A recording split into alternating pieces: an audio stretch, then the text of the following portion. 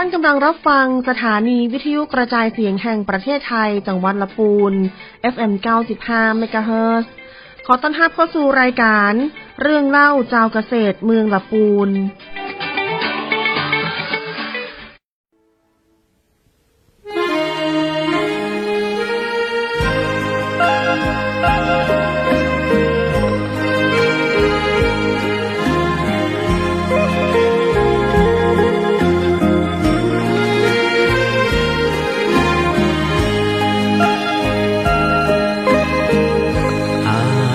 จะตายเพราะความคิดถึงน้องคิดหาแต่น้องคิดทอดแต่น้องคนละปูนความหักมันปักในสวงลึกหัวค่ำยามดึกยิ่งเพิ่มพูนคิดถึงละปูนทุกวันเวลาถึงตัวห่างไกลหัวใจบ่เหมือนมาคิดถึงป่าสางคิดถึงความหลังที่ศพทาเคยได้ไปแอวตัวกันสงกรานต์ปีใหม่ปีแล้วมาและยังสัญญาว่าบ่เปลี่ยนใจเวลานาทีที่อ้ายห่างน้องให้ทุกข์หม่นมองกลัวน้องเปลี่ยนไปหากสุดที่หักจริงจากใจอ้ายขอมาตายต่อหน้าตักน้ำอ้ายจึงบ่ลืมยังคิดถึงน้องหัวใจห้ามมองคิดถึงแต่น้องบ่จางกลัวน้องจะกายนายแน่ระแวงใจเฝ้าแต่ครวญครางภาวะผวังคิดถึงละปูน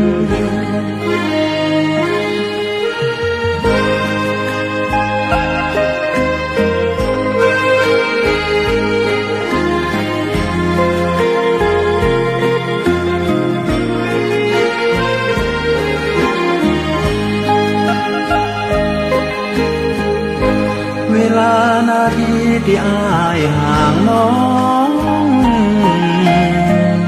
อ้ายทุกข์หม่นมองกลัวน้องเปลี่ยนไป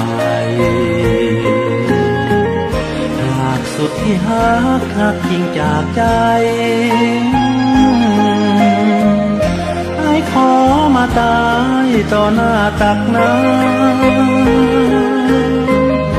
อ้ายตึงบ่ลืมอ้ายยังคิดถึงน้องหัวใจห้ามมองคิดถึงแต่น้องบ่จางกลัวน้องจะกายนายแน่ระแวงใจเฝ้าแต่ครวญครางภาวะผวังคิดถึงลำพูน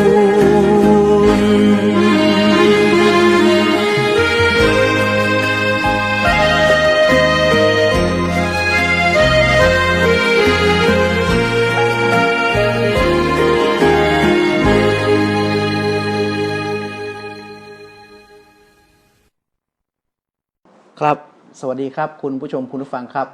รายการเรื่องเล่าชาวเกษตรปะกับผมนะครับดีเจบอย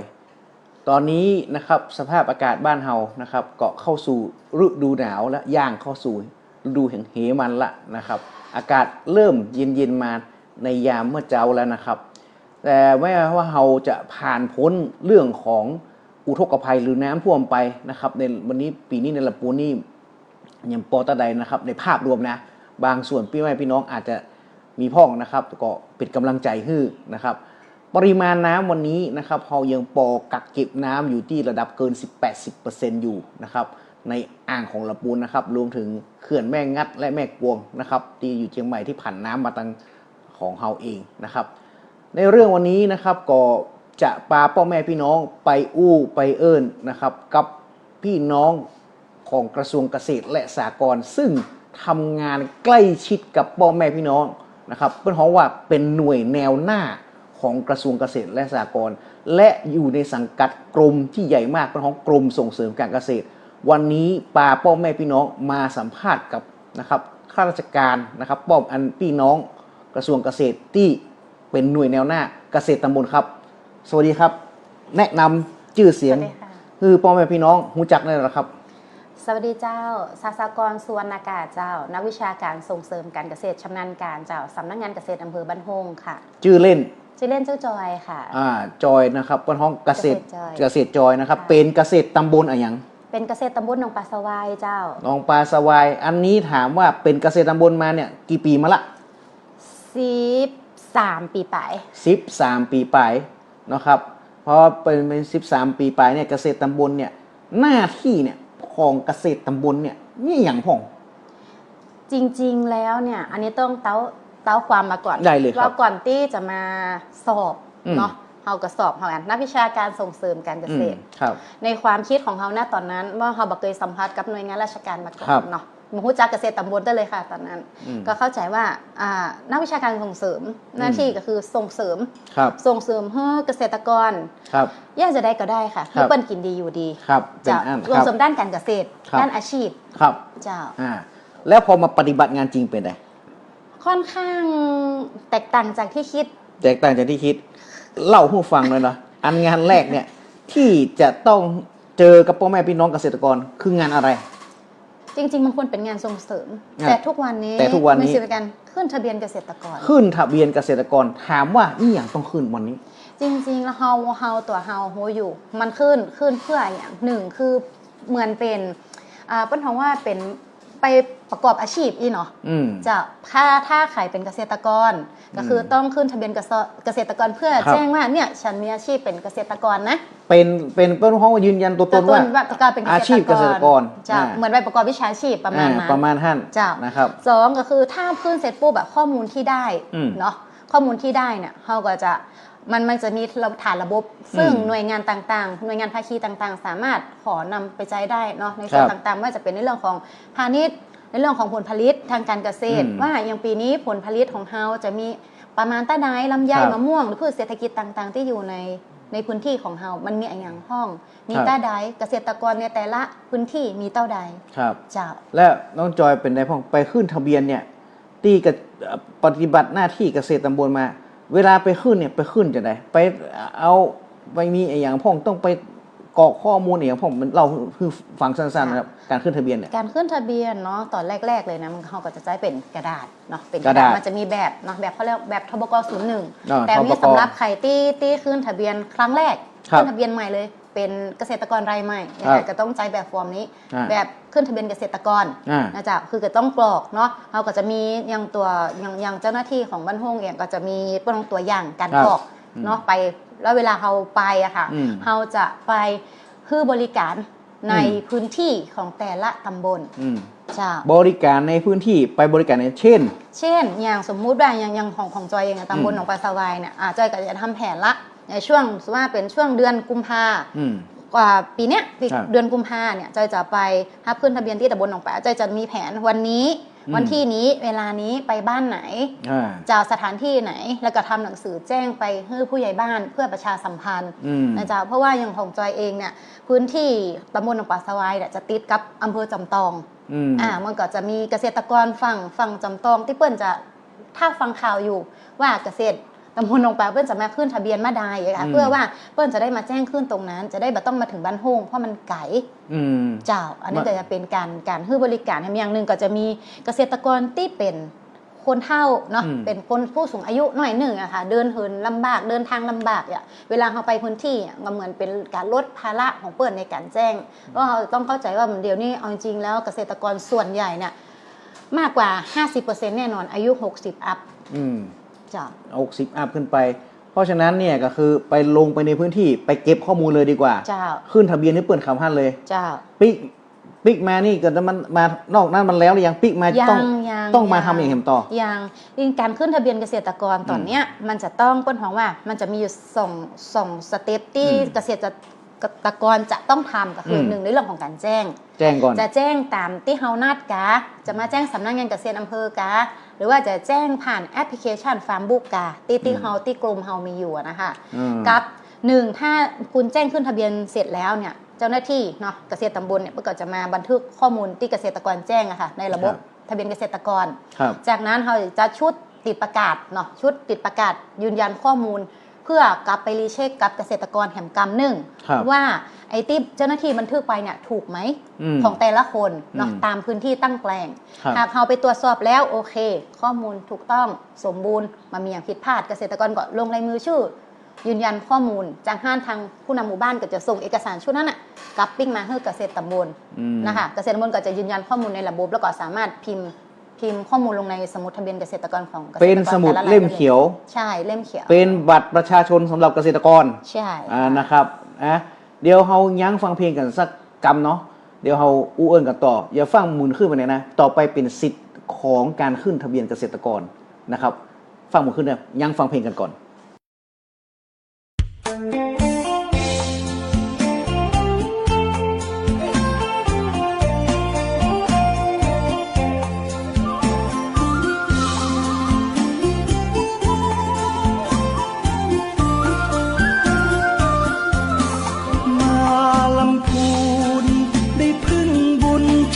จามเทวีกราบองค์ทรงน้ำเจดีย์พึ่งบารมีท่านศรีวิชัยครูบา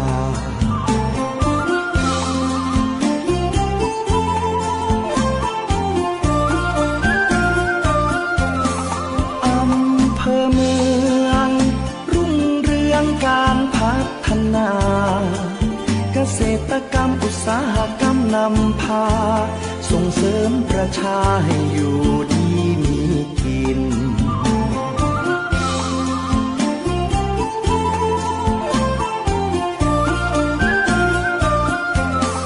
ชมป่าสางชะเง้อพลางนวลนางโสพินทอผ้าเมืองรุ่งเรืองอาชินตราบฟ้าดินไม่ลืมป่าสาง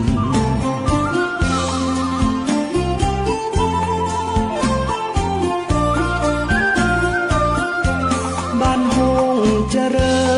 ญเพลิดเพลินแมกไม้ริมทางปลูกกระเทียมกะหล่ำปลีมีสตัง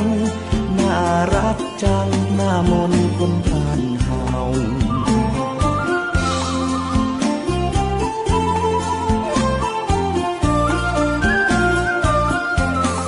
เยือนถิ่นลีเขียวขจีท้องนาป่าเขา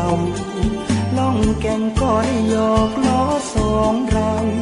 กลางลำเนาชมธรรมชาติงาม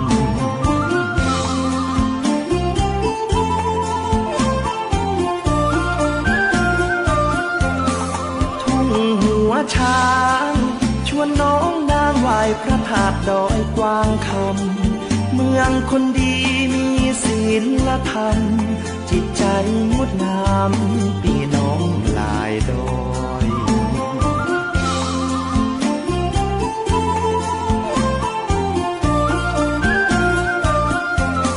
ทินแม่ทา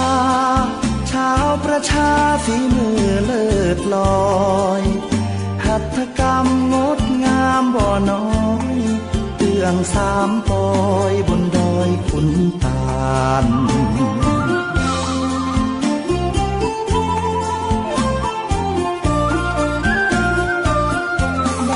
ที่เมืองทองคนลือคนยองนวลน้องผ่องพันงามอนงลอยกระทงสงกรานต์สืบทอดลูกหลานมานานหลายปี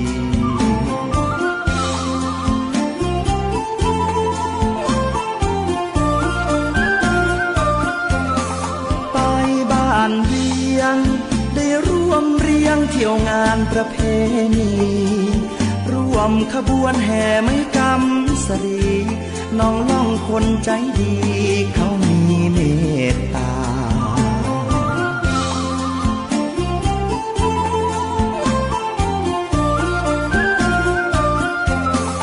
ภูมิแผ่นดินนวมินทร์มหาราชา าสืบสานมาชั่วฟ้าดินถิ่นงาม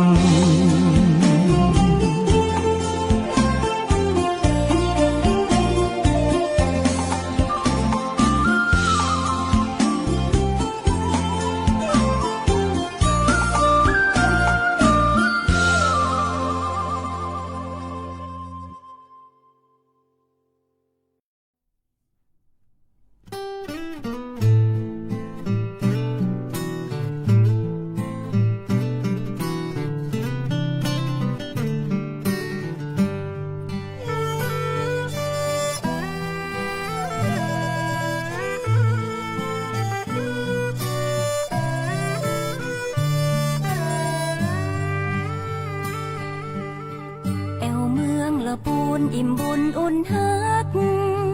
หากไผหูจักจะฮักไปจนวันตายละปูนเฮามีของดีมีกระเทียมมีลำไยคนงามหน้าใสน้ำใจบ่ดำอู่ลืออู่ยองอู่เมืองม่วนลาย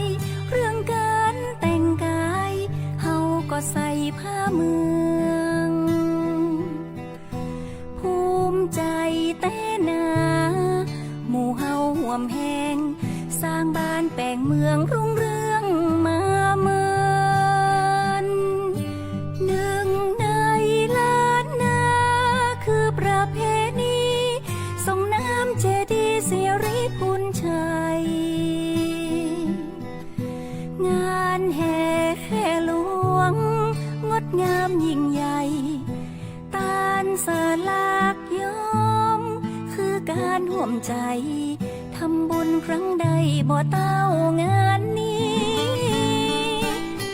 อูไปบ่เสี่ยงเมื่อมาเมืองละปูนพี่น้องกู้คนมีน้ำใจไมตรีบ้านที่เมธาบ้านห้องป่าสางบ้านเวียงเมืองลีทุ่งว่าจ้างคนดีน้ำใจงดงาม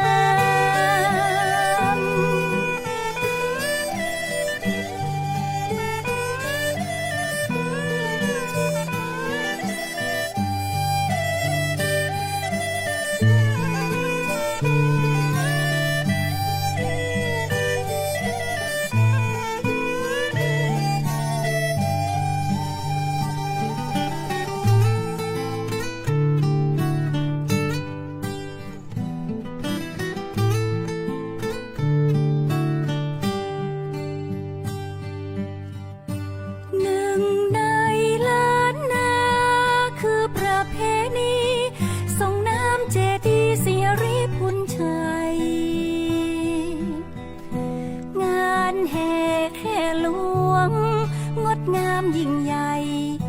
ตานสลากย้อมคือการร่วมใจ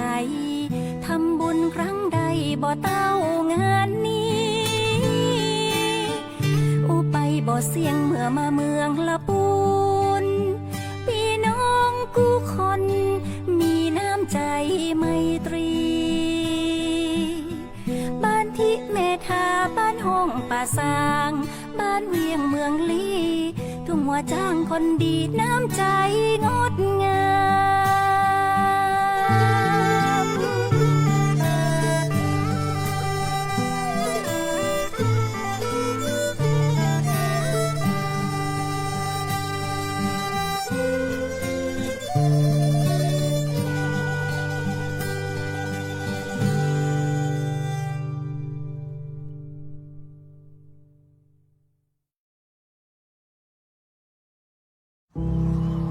เกษตรกรผู้ยากจนคนค้าขายเป็นหนี้ไม่เกิน 2,500,000 บาทโดยนำที่ดินไปจำนองขายฝากหรือสัญญากู้เงินทั้งหนี้ในระบบที่มีคำพิพากษาและหนี้นอกระบบเราช่วยท่านได้ติดต่อขอยื่นกู้ที่สำนักงานเกษตรและสหกรณ์จังหวัดสำนักงานเกษตรอำเภอธกสทุกสาขาตามภูมิลำเนาโทร 02-280-7750 ดอกน้อยผ่อนนานสงวนที่ดินกองทุนหมุนเวียนเพื่อการกู้ยืมแก่เกษตรกรและผู้ยากจนสำนักงานปลัดกระทรวงเกษตรและสหกรณ์ครับกลับมาสู่รายการของผมแล้วนะครับเรื่องเล่าชาวเกษตรเมืองลำพูนน้องจอยครับถามหน่อยอ่ะ พอปุ๊บฮับเรื่องมาเป็นใบกระดาษไอ้เนาะเข้ามาปุ๊บมาถึงปกติขึ้นทะเบียนเนี่ยขึ้นสมอกกึ่งวันก็แล้วก็ปิกมาแยกการทำกึ่งวันหรือยัง ประ ไง มาณนะส่วนใหญ่จะทำแผนประมาณนั้น เพราะว่าบางทีก็จะมีเกษตรกรที่เปิ้นจะมาติดต่อมานะคะแต่ส่วนใหญ่เขาก็จะให้เบอร์โทรกับทางผู้นำหมู่บ้าน หรือว่าในเพจของสำนักงานเกษตรอำเภอบ้านโฮงเองนะคะว่าแต่ละตำบลเบอร์โทรของเจ้าหน้าที่แต่ละคนเนาะว่าถ้ามีอะไรอย่างในพื้นที่นั้นๆนะคะก็เพื่อติดต่อเกษตรตำบลบางทีเขาก็จะบอกว่าโทรมานัดก่อนเนอเพราะว่าอย่างช่วงเช้าช่วงที่เราจะไปขึ้นทะเบียนเนี่ยมันก็จะยาวค่ะแต่ก็ใช้เวลาประมาณขอครึ่งวัน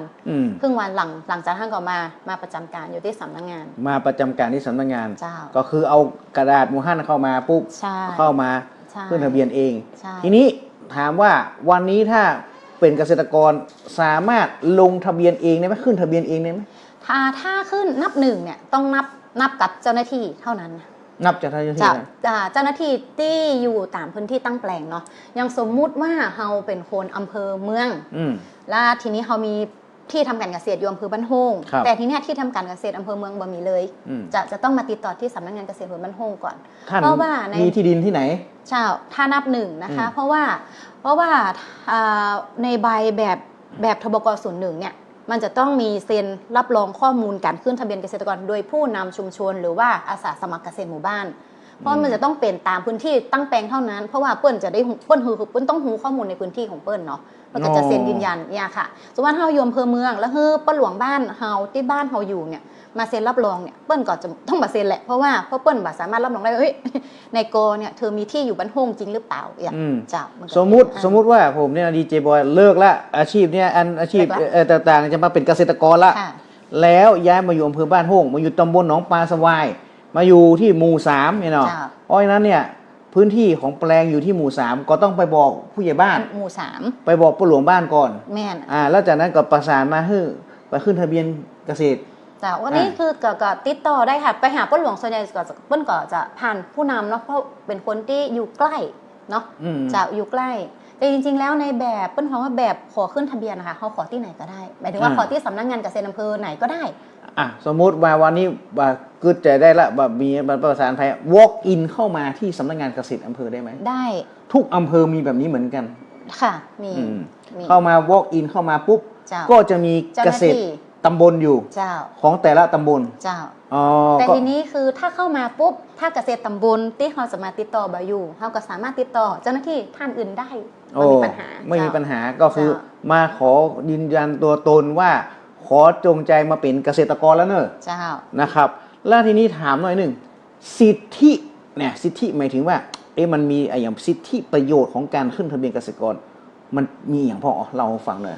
อันดับแรกเลยในเรื่องของภัยธรรมชาติเพราะว่าถ้าเราบ่ขึ้นทะเบียนเกษตรต้องเราปลูกลำไยปลูกลำไยไปเลย10 ไร่วันนี้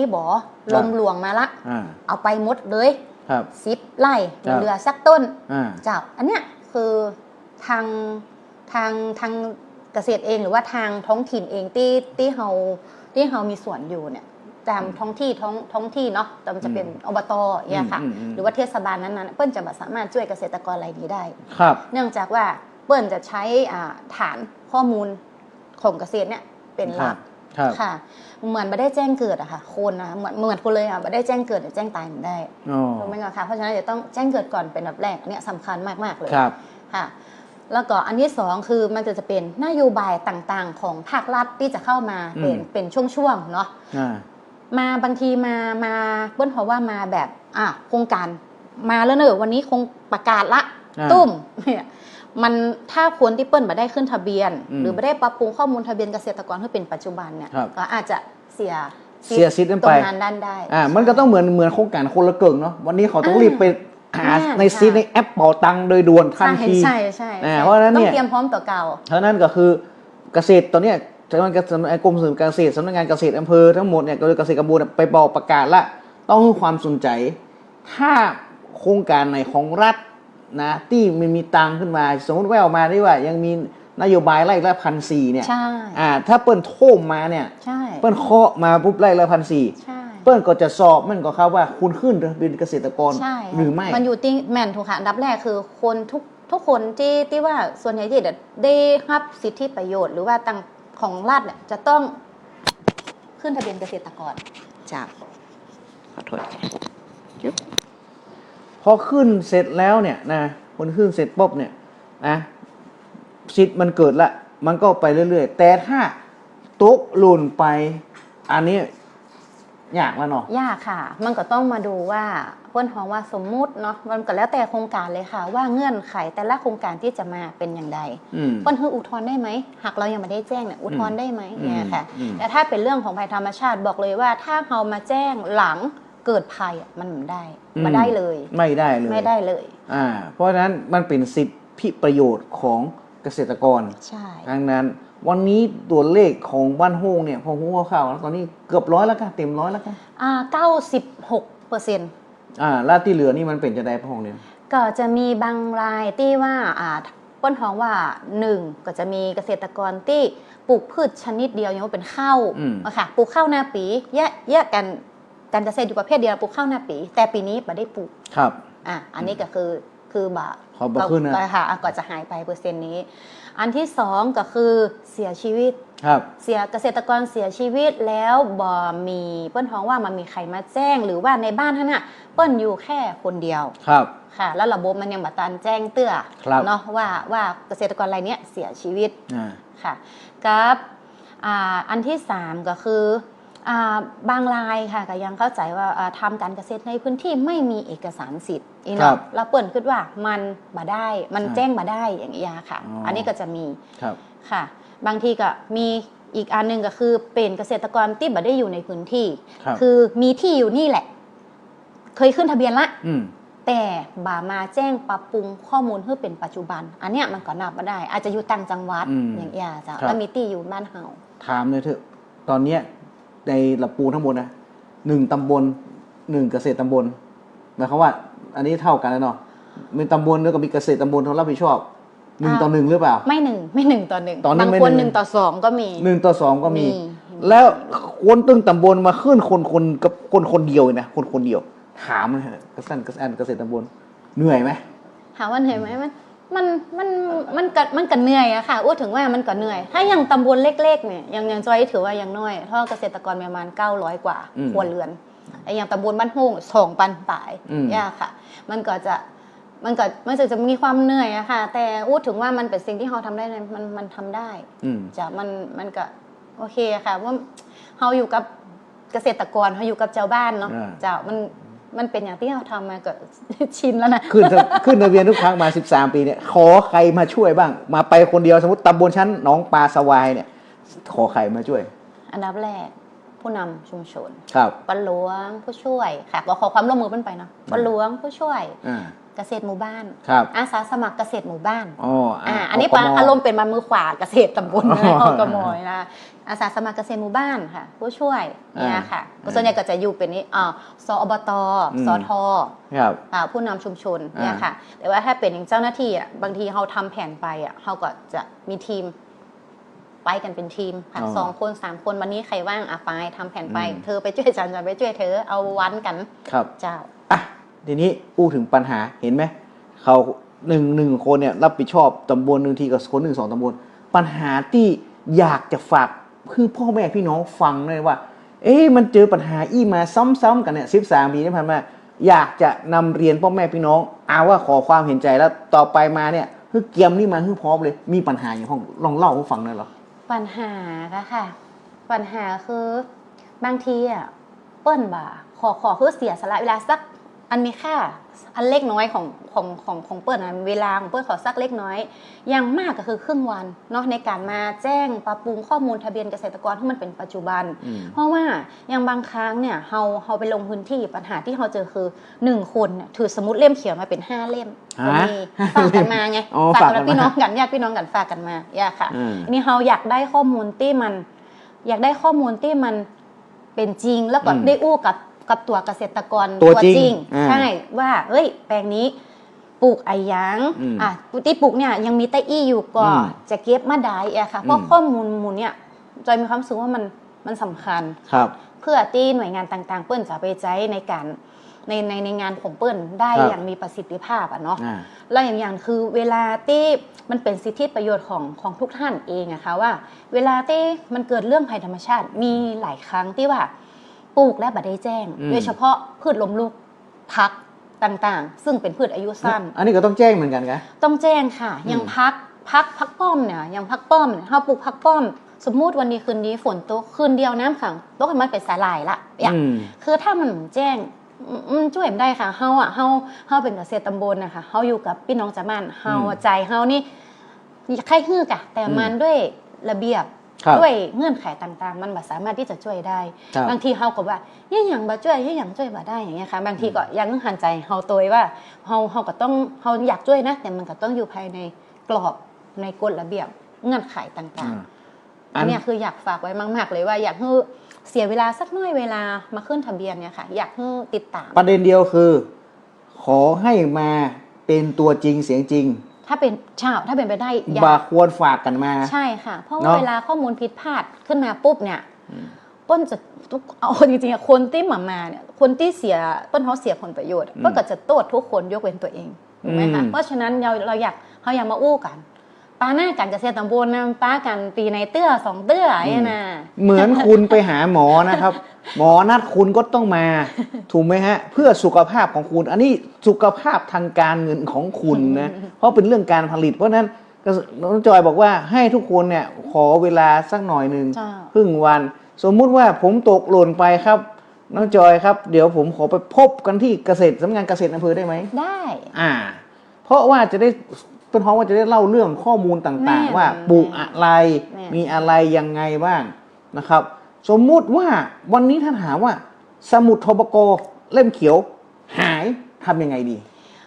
ตอนนี้นะคะจริงๆแล้วถ้าโดยปกติเวลาหายเขาก็จะไปแจ้งความแล้ว1เนาะแล้วก็เอาใบแจ้งความมาเขาจะออกเล่มใหม่แต่ทีเนี้ยค่ะอันนี้เต้าที่ได้ยินมาเนาะนโยบายของเขาตอนนี้ค่ะเขาก็จะเลิกเปิ้นก็จะเลิกทำละเล่มเขียวเพราะเปิ้ลจะใจเน้นเปิ้ลคงก็มันก็น่าจะเป็นนโยบายที่ว่าเรื่องของประหยัดกระดาษตัวอย่างตัวค่ะเพราะทุกอย่างมันตอนนี้มันเป็นออนไลน์แล้วเนาะแต่อย่างเกษตรกรเองที่เป็นเกษตรกรรายเดิมแปลงเดิมมันมีอย่างเปลี่ยนแปลงปลูกลำไย5 ไร่แปลงเดิมแปลงนี้แปลงเดิมอย่างเวลามาแจ้งเนี่ยค่ะมาปั๊บก็ได้นะเกษตรตำบลแต่คุณต้องโหลดแอปพลิเคชันฟาร์มบุ๊กแล้วก็ปรับปรุงข้อมูลประจำปีของตัวเก่าอ๋อนั่นหมายความว่าถ้าตัวนี้ก็คือทุกคนต้องใช้โทรศัพท์มือถือแบบสมาร์ทโฟนกันนี่แหละต้องตอนนี้คือจริงมันก็เริ่มของกรมส่งเสริมเนี่ยในเรื่องของการใช้แอปฟาร์มบุ๊กนี่ก็จริงๆมันก็มาได้หลายปีแล้วค่ะมาได้หลายปีแล้วแต่ตอนนี้จะเน้นเรื่องคือด้วยกันลดกระดาษนะใช้ไอ้ฟาร์มบุ๊กเข้าไปในการทำลงข้อมูลเองปรับปรุงข้อมูลบันทึกเองนะครับถ้าใครมาจ้างเนี่ยก็ต้องเริ่มให้ลูกหลานเนี่ยมาหัดมาใจพอมันลดเวลาในการมาหาเกษตรตำบลละใช่อยู่บ้านก็จิ้มได้ค่ะวันที่นัดต้องไปหาเกษตรก็ได้แต่ว่าแต่ที่มาเนี่ยคือในประเด็นก็คือถ้าเป็นเกษตรกรแบบแรกเริ่มเนี่ยควรมาปะหน้าปะตากันต้องเลยค่ะต้องใช้ว่าต้องปะเพราะว่าเขาจะต้องเวลาบันทึกเขาจะต้องใช้เลขบัตรเนาะทะเบียนบ้านต่างๆข้อมูลเอกสารสิทธิที่ดินนะคะในการนับหนึ่งเนี่ยจะต้องเตรียมมาทุกอย่างสำเนาบัตรประชาชนสำเนาทะเบียนบ้านสำเนาเอกสารสิทธิที่ดินที่เราปลูกพืชนะครับผมนะและภารกิจนอกเหนือจากการขึ้นทะเบียนเกษตรกรเนี่ยภารกิจอะไรที่เป็นภารกิจรองลงมาวันนี้เราจะคุยจริงๆแล้วอันนี้เราจะยังไม่แน่ใจแล้วว่าอันนี้มันยังใช่ภารกิจหลักของเขาหรือเปล่าแต่โอเคเขาก็ทำมาตั้งนานละแล้วก็ทำต่อไปแล้วก็มันจะมีในเรื่องการส่งเสริมอาชีพเนาะในเรื่องของกลุ่มแม่บ้านเกษตรกรวิสาหกิจชุมชนกลุ่มยุวเกษตรกรแล้วตอนนี้ก็มีกลุ่มเปิ้นกลุ่มส่งเปิ้นว่ากลุ่มเกษตรสูงวัยนะคะก็จะมีทุกนักเด็กเนาะแม่บ้านผู้ชายก็เป็นส่งเสริมอาชีพค่ะแล้วก็ไปเดี๋ยวมีผู้สูงวัยด้วยเกษตรสูงวัยเจ้าครับก่อนที่จะจบรายการนี้ไปน้องจอยเกษตรบลมีอะไรเล่าความในใจที่เป็นทับหน้าของกระทรวงเกษตรและสหกรณ์ที่ต้องเจอกับผู้คนเจอแรงอะไรอยากจะขอความเห็นใจ ความที่ว่าวันนี้เกษตรตำบลมาดีนะมันแบบจะเล่าอะไรให้พ่อแม่น้องอยากขอความเห็นใจพ่อแม่น้องหรือฝากถึงพ่อแม่น้อง ก็สักหน่อย ก็มามีอย่างค่ะก็แค่ฝากคือว่าน้องว่าเข้าใจเฮาหน่อยนึงว่าอย่างเฮาเองอะเฮา1 คนเนี่ยต้องดูแลพี่น้องเกษตรกรหลายคนนะคะในการข้อมูลที่ต่างๆที่เฮาส่งไปหรือข้อมูลที่เฮามานะคะเวลาเฮาส่งกลับไปน่ะฮู้ของตัวเก่าเนาะรักษาสิทธิ์ของตัวเก่าฮู้ดีค่ะคือมีอย่างเลยอยากให้ตัวเก่าคือทำหน้าที่ของตัวเก่าของการเป็นเกษตรกรฮู้ดีแค่นั้นเลยค่ะแล้วมันมีปัญหาเลยแล้วมีอย่างคืออู้กันได้หมายถึงเฮาสามารถปรึกษากันได้ค่ะอย่างเรื่องข้าวนาปีเนาะข้าวนาปีน้องจอยสตางค์ข้าวเนี่ยเพราะว่าแต่ถามว่าเฮายินดีไหมเฮายินดีนะเฮาดีใจเวลาหันเปิ้นมีรายได้ครับเปิ้นเวลาเปิ้นอย่างใดขายลำไยได้ราคาดีอย่างเงี้ยค่ะเวลาได้เงินสตางค์เข้าแล้วเนอะอย่างถ้ามีปัญหาโทรถามเขาแล้วเขาแก้ปัญหาเปิ้นได้แล้วเปิ้นยิ้มแค่เขาไม่ได้ต้องการเลยค่ะแบบแค่คำขอบคุณเงี้ยเขาแบบดีใจมากๆเลยโอเคครับครับวันนี้ป้าพี่น้อง มาเยี่ยมเกษตรตำบลแนวหน้าของอำเภอบ้านโฮงมาไกลนะครับวันนี้นะครับป้ากับรายการเรื่องเล่าชาวเกษตรใหม่วันนี้ต้องขอบคุณน้องจอยนะครับขอบคุณเจ้านะครับลำพูนไม่ลำพังรวมพลังพุทธพูนสวัสดีครับ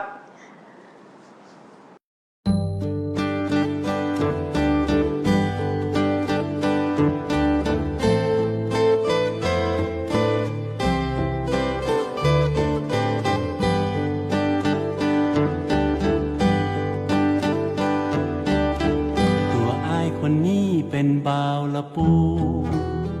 เมืองเก่าเมืองบุญเมืองอาริบุญใจเมืองน้ำใจเมืองลำไยสายน้ำพวงโอบไหลไปจูสายน้ำปิงอูยองบ่จางแต่อูแกว่น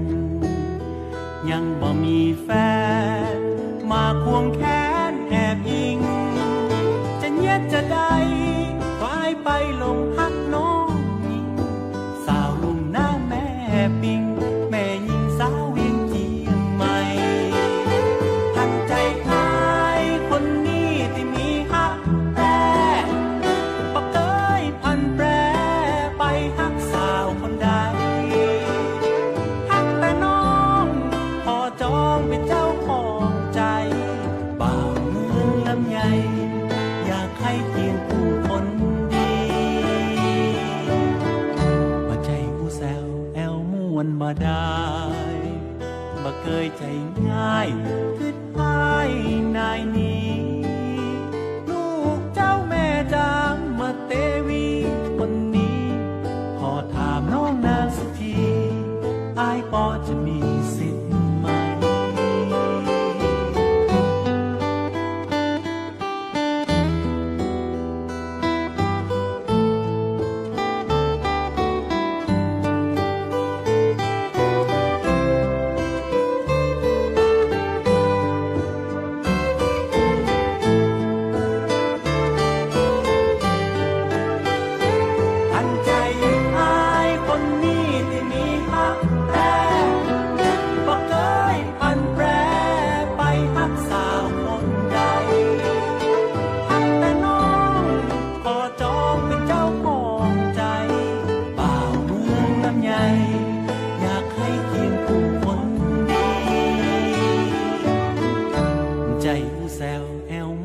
มาได้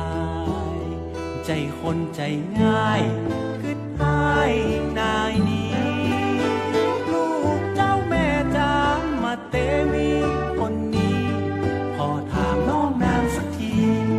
ไอ้ปอจะมีสิทธิ์ไหมลูกเจ้าแม่จางมาเตวีคนนี้พอถามน้องนางสักทีไอ้ปอจะมีสิทธิ์พ่องก็หา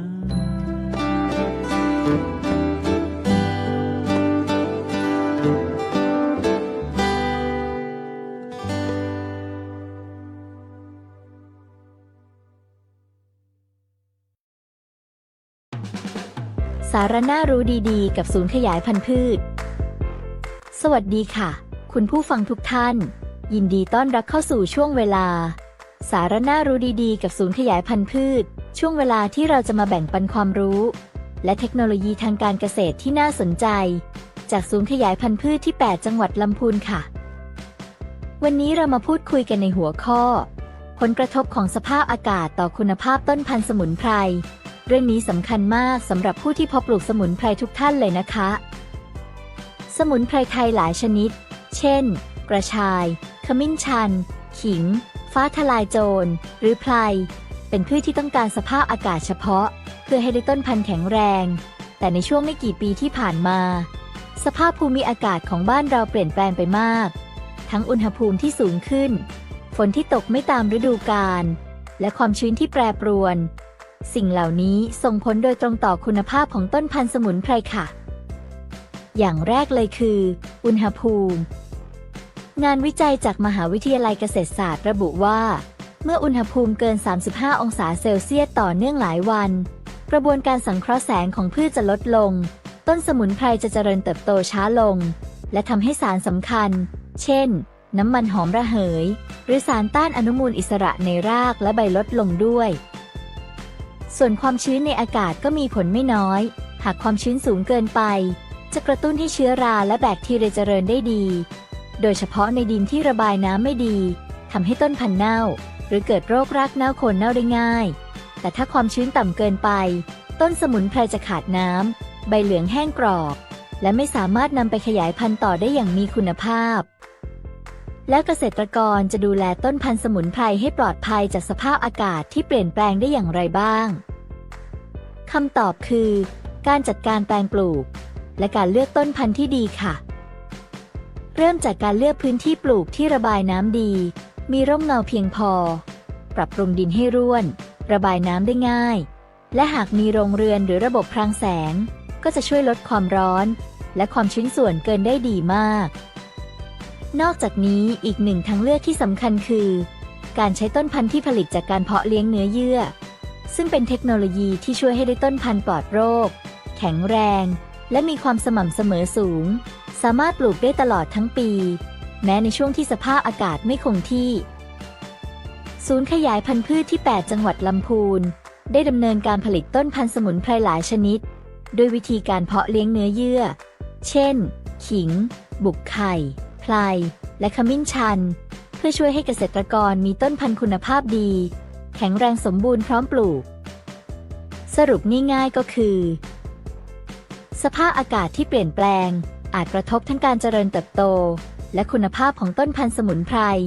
แต่หากเราเลือกใช้ต้นพันธุ์ที่แข็งแรงปลอดโรคและมีระบบจัดการที่เหมาะสมเราก็สามารถรับมือกับการเปลี่ยนแปลงได้ค่ะคุณผู้ฟังสามารถติดตามสาระดีๆแบบนี้ได้อีกในครั้งหน้าในช่วงสาระน่ารู้ดีๆกับศูนย์ขยายพันธุ์พืชจัดโดยศูนย์ขยายพันธุ์พืชที่ 8 จังหวัดลำพูนสำหรับวันนี้สวัสดีค่ะ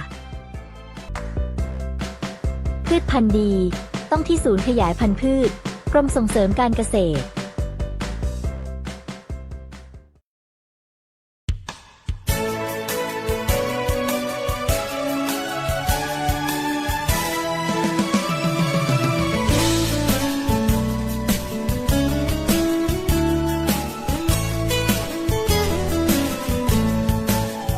นครลำพูน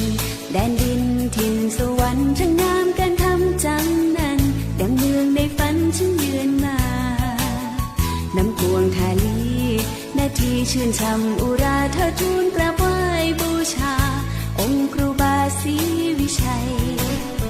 หาริพุนชัยวิไลรุ่งเรืองป่าสร้างมีผ้าพื้นเมืองทอด้วยมือเลื่องลือไกลแม้ท่ากล่าวขานเรื่องการแกะสลักไม้เกษตรกรรมยิ่งใหญ่เรายกให้บรรหงมานานถิ่นอำเภอลี